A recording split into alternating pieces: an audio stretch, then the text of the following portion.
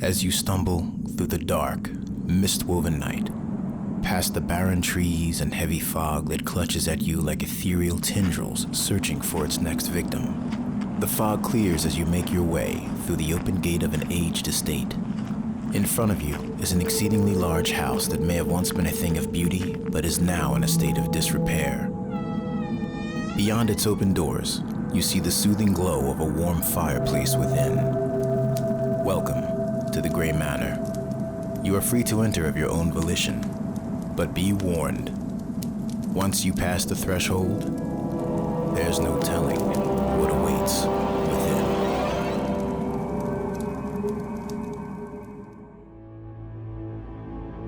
Good evening. I am your host, Thaddeus Greay. Tonight, we will delve into another classic tale of horror with H.P Lovecraft's The Outsider.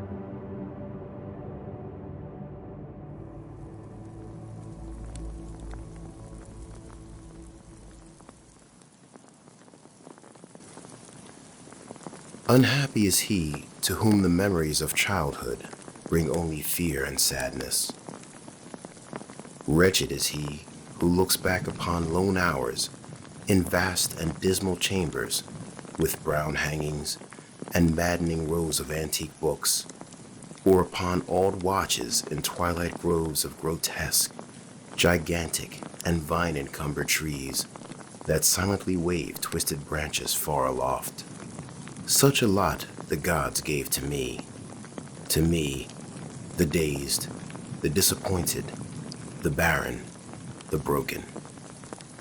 And yet, I am strangely content, and cling desperately to those sear memories when my mind momentarily threatens to reach beyond to the other. I know not where I was born, save that the castle was infinitely old and infinitely horrible, full of dark passages and having high ceilings where the eye could find only cobwebs and shadows. The stones in the crumbling corridors seemed always hideously damp, and there was an accursed smell everywhere, as of the piled high corpses of dead generations. It was never light, so that I used sometimes to light candles and gaze steadily at them for relief.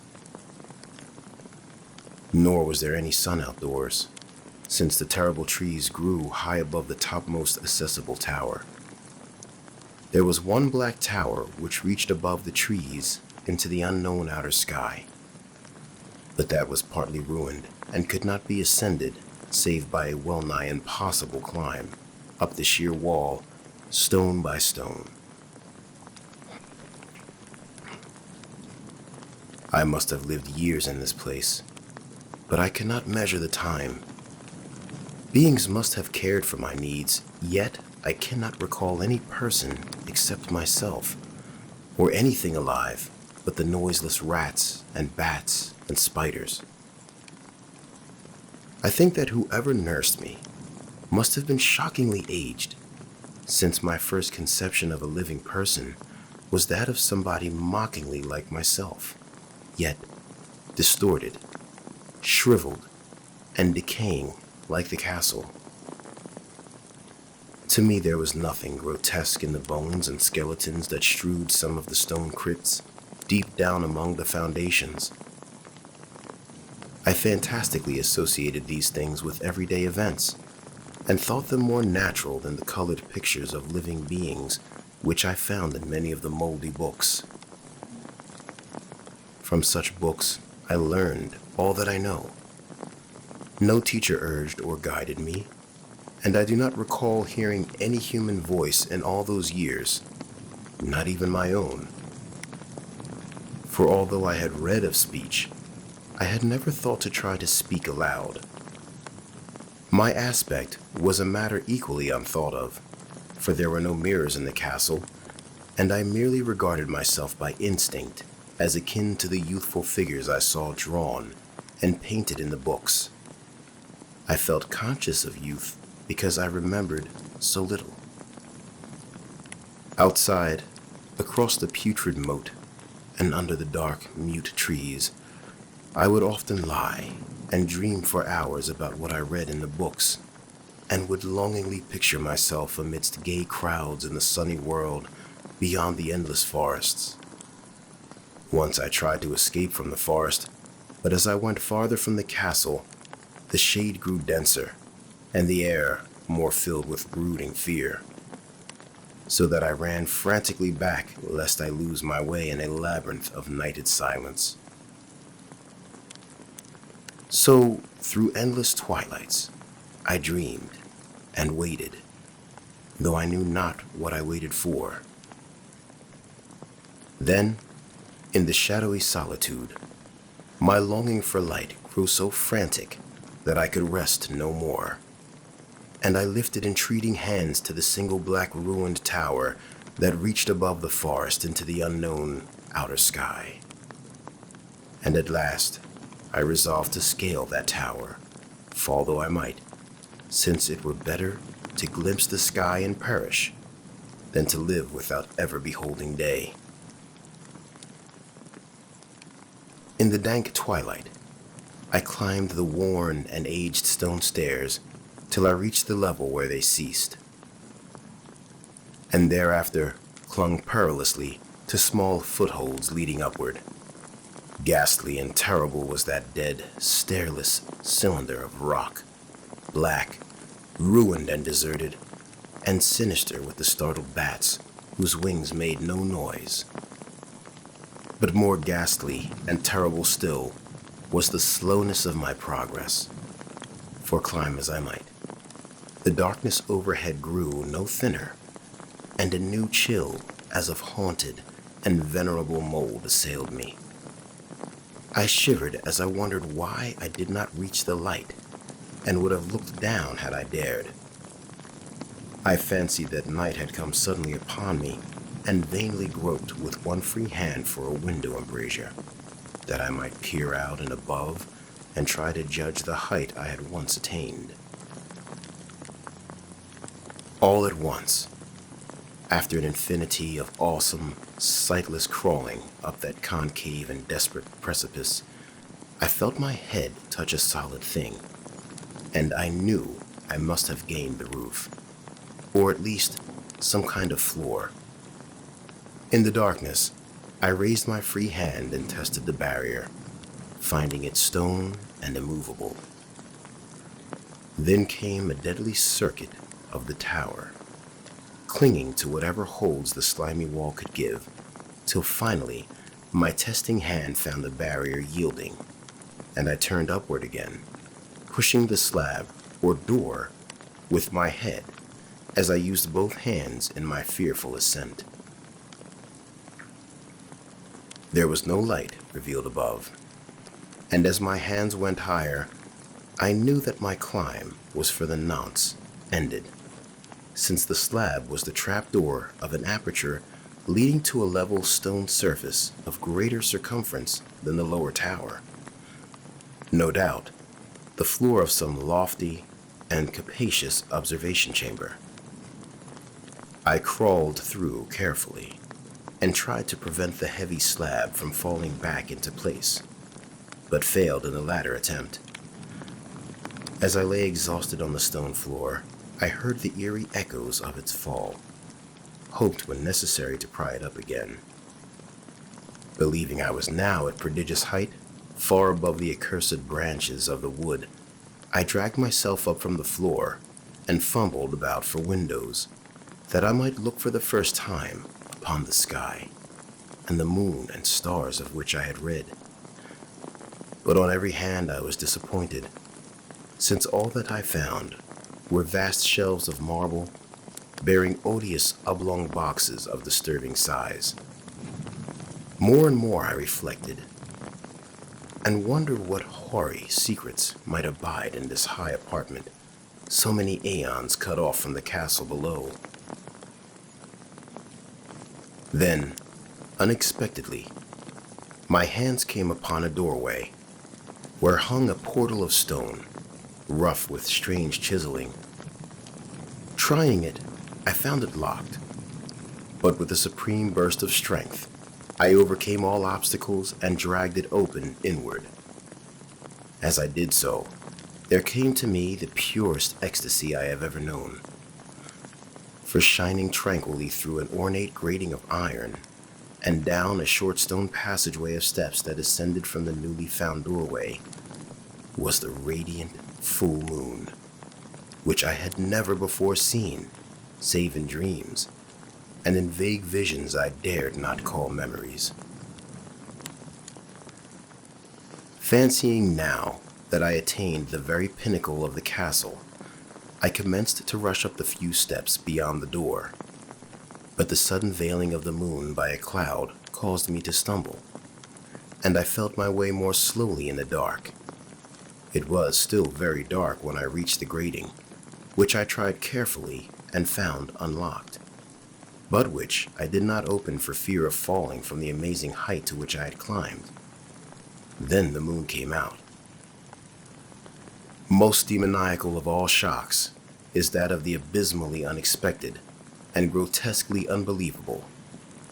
Nothing I had before undergone could compare in terror with what I now saw, with the bizarre marvels that sight implied.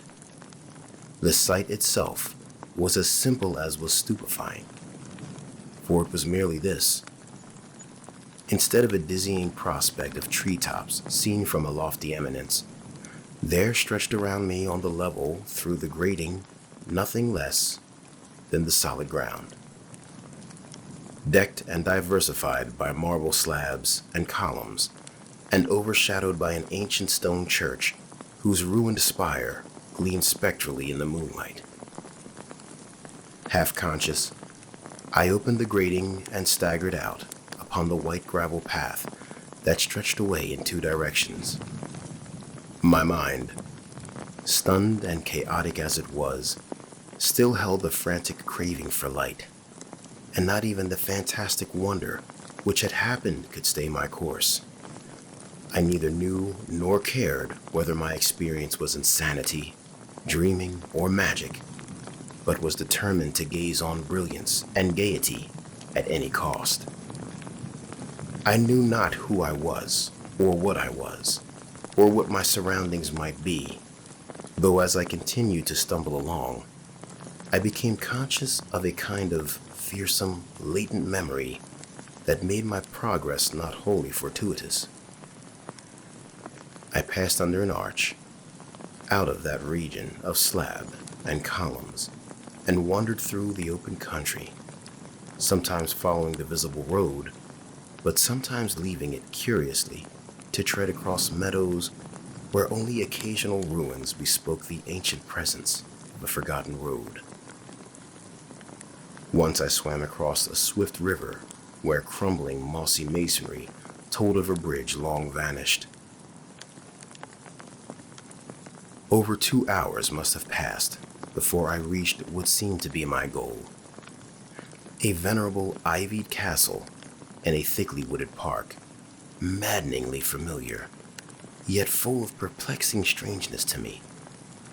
I saw that the moat was filled in, and that some of the well-known towers were demolished, whilst new wings existed to confuse the beholder. But what I observed with chief interest and delight were the open windows, gorgeously ablaze with light and sending forth sound of the gayest revelry. Advancing to one of these, I looked in and saw an oddly dressed company indeed, making merry and speaking brightly to one another. I had never, seemingly, heard human speech before, and could guess only vaguely what was said. Some of the faces seemed to hold expressions that brought up incredibly remote recollections. Others were utterly alien.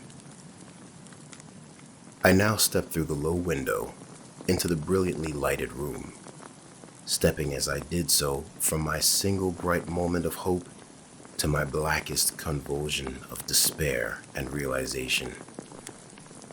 The nightmare was quick to come, for as I entered, there occurred immediately one of the most terrifying demonstrations I had ever conceived.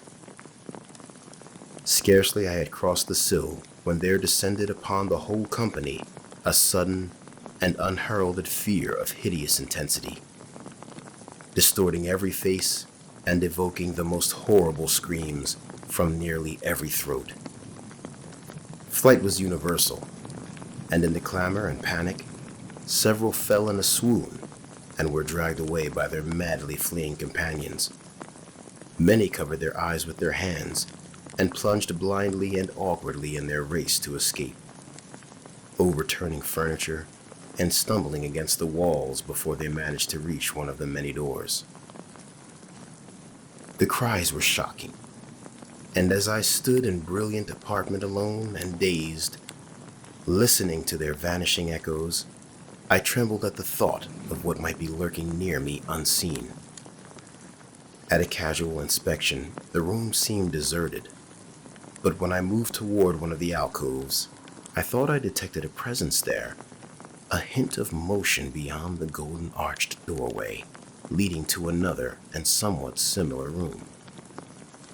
As I approached the arch, I began to perceive the presence more clearly, and then, with the first and last sound I ever uttered, a ghastly ululation that revolted me almost as poignantly as its noxious cause, I beheld in full, frightful vividness the inconceivable, indescribable, and unmentionable monstrosity which had by its simple appearance changed a merry company to a herd of delirious fugitives. I cannot even hint what it was like, for it was a compound of all that is unclean, uncanny, unwelcome, abnormal, and detestable. It was the ghoulish shade of decay, antiquity, and disillusion, the putrid, dripping eidolon of unwholesome revelation, the awful bearing of that which the merciful earth should always hide. God knows it was not of this world, or no longer of this world. Yet to my horror, I saw in its eaten away and bone-revealing outlines a leering, abhorrent travesty on the human shape, and in its moldy, disintegrating apparel, an unspeakable quality that chilled me even more. I was almost paralyzed, but not too much so to make a feeble effort towards flight. A backward stumble which failed to break the spell in which the nameless, voiceless monster held me. My eyes, bewitched by the glassy orbs which stared loathsomely into them, refused to close, though they were mercifully blurred and showed the terrible object but indistinctly after the first shock. I tried to raise my hand to shut out the sight, yet so stunned were my nerves that my arm could not fully obey my will. The attempt, however, was enough to disturb my balance, so that I had to stagger forward several steps to avoid falling. As I did so, I became suddenly and agonizingly aware of the nearness of the carrion thing, whose hideous, hollow breathing I half fancied I could hear. Nearly mad, I found myself yet able to throw out a hand to ward off the foetid apparition which pressed so close, when in one cataclysmic second of cosmic nightmarishness and hellish accident, my fingers touched the rotting outstretched paw of the monster beneath the golden arch. I did not shriek, but all of the fiendish ghouls that ride the night wind shrieked for me, as in that same second there crashed down upon my mind a single fleeting avalanche of soul-annihilating memory. I knew in that second all that had been.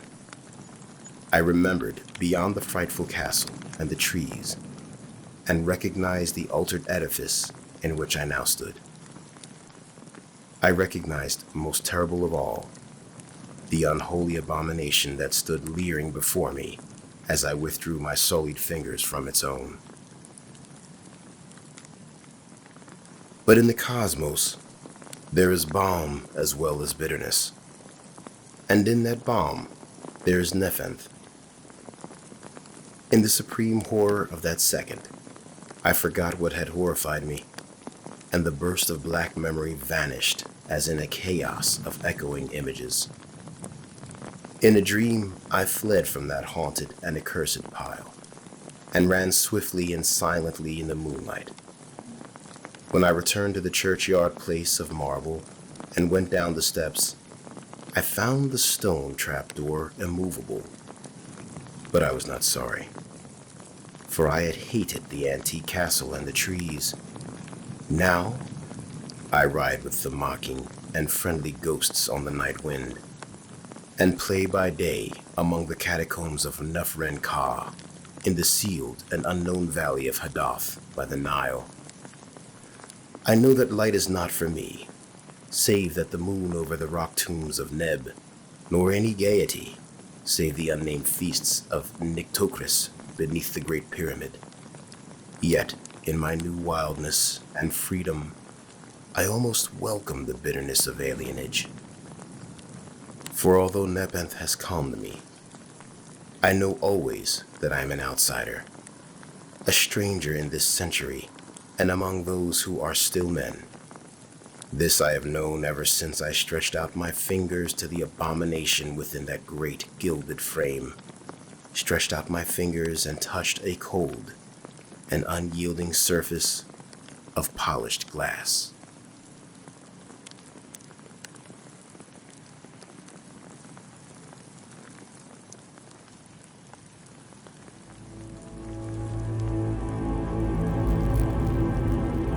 That will conclude tonight's tale. If you've enjoyed this narration, please like this video, subscribe to my channel, and hit the notification bell. And now you can listen to The Greay Manor on iTunes and Spotify. I look forward to seeing you in your next visit to The Greay Manor.